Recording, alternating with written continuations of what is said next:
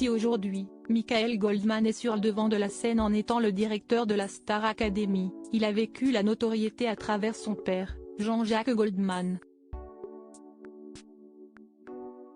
Mais être fils de n'est pas toujours facile à vivre au quotidien. Alors petit, il a caché le véritable métier de son père à ses camarades d'école. Pour Libération, il révélait en 2022 : « Je leur disais que papa était plombier. » Une façon pour Michael Goldman de se protéger et d'éviter les jugements. Et CST avec une pointe d'humour qu'il a également déclaré : « Maintenant que papa est moins visible, je le vis mieux, CST vrai.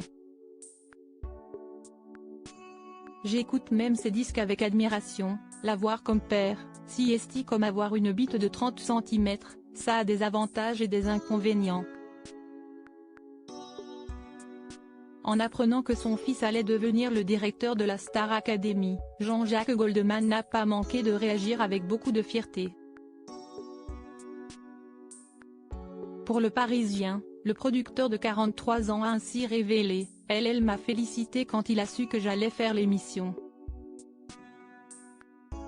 Je ne suis pas sûr qu'il ait la télé, mais la Star AC, c'est une des seules émissions où il avait fait un peu de promotion donc il s'en souvenait bien. » Nul doute que la star de la chanson française a dû trouver le moyen de regarder ce premier prime afin de découvrir les premiers pas de son fils dans ce nouveau rôle.